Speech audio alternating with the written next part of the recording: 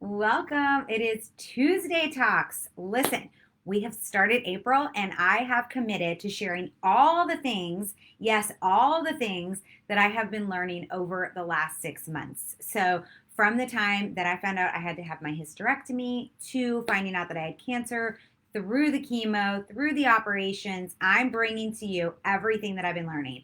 Book after book, podcast after podcast, doctors, acupuncturist, all natural medicine. I have learned so much, and I'm so excited to be able to bring this to you. So, I'm starting a new series every Tuesday called Tuesday Tip with Blair, and I'm going to share with you all the things that I've been learning. So, welcome. If this is our first time meeting, my name is Blair Critch, and I live in Fort Lauderdale, Florida. I'm a mom of two boys, 16 and 14. I have an amazing husband, and he's in real estate. And about 6 months ago, if you haven't heard my story, I actually found out that I had a low grade serous carcinoma, which is a rare form of ovarian cancer. And I found out very quickly. I found out because I had a mass that was giving me some pain, and they thought that it was nothing. I had to keep going and pushing. Finally, we found it, went into a hysterectomy to remove it, and found cancer, which they were not expecting. So, if you want to hear my journey, I will actually drop in the comments how I found out I had cancer, how I pushed the doctors to get me what I needed to find out that I even had cancer. Sometimes you have to be your own advocate, right? And all the decisions that I made in the very beginning. So I will drop that podcast link in the comments below so you guys can hear it.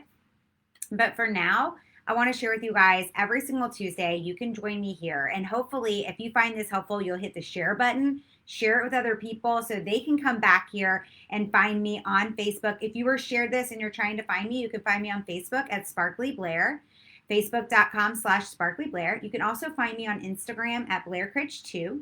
And I also am on YouTube. You can go to blairvideos.com and it'll take you directly to my YouTube channel. So I'm excited to be able to share all this information that I'm learning because as you can see back here, all these books, I have been reading a ton of books. I have been educating myself and I have been learning because I thought last fall I would call myself a pretty healthy person. I was feeling good. I actually hadn't had any problems. I actually have been on a vitamin supplement system called the Thrive Experience that I'm a rep for. And my doctor, by the way, I'll tell you all about that. He approved me to take a lot of it during my chemo because it was so good. But one of the things was I felt so great. So when I didn't feel good starting in July, I knew something was wrong. So just because you think you're healthy, wow, I've learned so much more over the last few months about the things that I need to get rid of, the things that I need to do. And I'm excited to be able to share these with you guys over the next few Tuesdays, especially things like how to remove all the toxins in your kitchen, how to find toxic free household cleaners, how to look for the things that are bad for you in your products, and how to eat right to prevent cancer, how to, live your life, even self-care. Like, what are you doing to reduce your cortisol levels every single day? Because let's be honest, we all have some kind of stress in our life. So listen, I asked the question, do you know the number one cause of death for ages 65 to 85? I'm sure you've already guessed it, but drop in the comments below. And if you're joining me, say hello. I love to see you guys with your comments, engaging. So say hello to me. Tell me where you're from. What's the weather like where you are? I'm in Fort Lauderdale, Florida, like I said, and it is warm. It has been a nice, cool weekend this last weekend, but now we're getting back to those warm temperatures and beautiful sunshine. And I'm excited to get to know all of you guys in here that are joining me now. So if you're watching this later on replay, let me know. Say replay in the comments below and feel free to hit the share button or hit watch party and let other people see this. Oh, Lindsay's so sweet. I can't even think about writing a book right now, but I am being really good. Wrong side. And this journal, this beautiful journal that my friend Alejandra Ora gave me, I've been trying to write down as many notes as possible about all the different things that I'm learning because it's really exciting. I mean, I'm not going to lie. I've really opened my eyes to so many things over the last 5 or 6 months, and I'm really enjoying it. I'm really trying to look at it as instead of being a burden and being exhausting to learn it all, instead, I'm trying to look at it like this is a gift. I'm able to learn this. I'm able to absorb this. I'm able to gain this. And then boom, I can share it with others. And that's what I love to do. So I'm excited to be on here today and share with you guys. Today, I want to share with you guys some scary statistics that I heard on an awesome podcast with Dr. Furman. If you guys are not familiar with him, his last name is Fuhrman. And some of the statistics that I'm going to be sharing, I've actually looked at myself. Some are from his podcast. And I want to share these with you guys today. So the number one cause, ages 65 to 85 years old, for death right now is cancer. Isn't that crazy? I never thought it would be that, but it is. Hi, Beth. And so I'm super surprised by that, yet I'm kind of not, right? And the USA is saying that in 2021, in the USA alone, 1.9 million new cancer cases will be announced. So that's what they're expecting this year, with 600,000 cancer deaths in 2021 in the US alone. So I'm just talking about the United States. Beth Bolus, there's an H in front of the R. FUHRMAN. Excuse me. And then they're predicting that in 2040, okay, so like in 20 years, in 2040, they're predicting that 27 million globally will have cancer, with 16 million cancer deaths that year. Wow, those numbers are staggering. Hi, Marty, welcome. So it is shocking and it's scary, and yet we can do things to help our bodies. So one thing you guys might need to know about me is I have the genetic makeup or whatever, the gene, that's the word I'm looking for, the genetic gene PALB2. It's very similar to BRCA gene, if you guys have heard of that before. A lot of people have heard of that one because it's more well known, more researched, and it is definitely linked to breast cancer and ovarian cancer for women. And you can find out if you have that. And actually, it's not all that expensive anymore, $500 or less, depending on your doctor. You can find out if you have the gene and do some preventative things. But before you do surgery and those kind of things, I'm going to share some great things that will help you. But I have the PALB2 gene, which is pretty new. The research on it's pretty new, and it generally means that you have a higher percent of getting colon cancer or pancreatic cancer, not generally ovarian or breast cancer. So it was kind of crazy when we found out that I did have that, right? So I'm curious, how many of you guys have ever had that gene testing done or any gene testing done? Drop below. I want to know. Now, here's the thing. You can turn around your genetic deficiencies, okay? It's kind of like turning it on and off. And you can do that with nutrients and with poison. So you can turn the switch back on, and it makes your genetic makeup more likely to get cancer by having poison in your body, which are so many things in our environment. Or you can turn that off by having the right nutrients in your body. So super nutrition is essential. It is not like, oh, every once in a while I'm going to eat good. It is essential. It is so important. And it is so important that you boost your immune system when you're trying to fight off cancer in your body. So how do you do that? Well, you try to make sure you have things like green leafy vegetables. Okay, I'm going to give you guys the best things for you. Okay, my top 10 best things that I've learned. Green leafy vegetables, right? Because leafy greens pack a micronutrient punch. So things like dark lettuce, kale, collard greens, arugula, watercress, bok choy. Non-leafy cruciferous, I can never say that, you guys. Cruciferous vegetables are like broccoli, cauliflower, Brussels sprouts, radishes.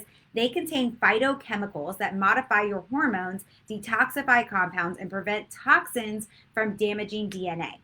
Okay, another one, berries. We all know that helps, right? Berries, enjoying things like blueberries, raspberries, strawberries, and blackberries. But if you can't get these berries organic, don't eat them. That was shocking to me. I always thought it's better for my kids to at least get strawberries than to not get any because there's so much good stuff in it. But actually, it's better to not have it at all than to not have organic because there's so many pesticides and chemicals in the United States inside of our berries. The next one is beans. I actually didn't have a high amount of beans before this. I've really increased it now because I've gone non-dairy, non-meat. I've gone non-dairy, non-meat, non-sugar, and no alcohol. So it really increased my beans as well. Mushrooms, all kinds of mushrooms, guys. White button, portobello, shiitake, oyster, and other varieties. They help against respiratory infections and breast cancer. So right now with COVID, it's really important to eat mushrooms or to take a mushroom supplement if you can't eat mushrooms because it's helping you with your respiratory system, which is important during COVID, right? But also important with breast cancer. Onions, leeks, scallions, garlic, they're all super anti-cancer, anti-inflammatory, antioxidant compounds. Nuts, like walnuts, pistachios, pine nuts, almonds, they're all rich in sterols, fiber, minerals. Seeds, do you guys put seeds on your stuff? Flax, chia, hemp, those are all anti-cancer. Tomatoes, they're high in the carotenoid liposyn. I probably said that really wrong, but tomatoes have a strong antioxidant and anti-inflammatory properties that help to protect against cancer and cardiovascular disease, and pomegranates and cherries. Okay, so I'll share those in the comments below, but it's really important that you involve these and that you mix them up every day. So that was the biggest thing that I learned was not eating the exact same salad every single day. Do not eat the exact same thing every single day, but mix it up because you need the micro biotics that come in all these different items. You need it to be different. You don't want to have the exact same every single day. So you need to mix it up, okay? And then the worst things to eat are things like conventionally raised red meat, okay? There are multiple cancer-causing agents in them, like production of cancer-producing hormones, cooking process also produces carcinogens from them, commercial baked goods because it has white flour, sugar, and oil, which are all linked to depression and dementia, not to mention overeating and obesity. Butter, that's horrible for you. It makes a higher rate of invasive cancers. Pancakes and donuts, we all know that. Soda, we all know that. Fried foods, I hope we all know that. Highly salted foods are also really horrible for you. Hot dogs and deli meats because they're carcinogens.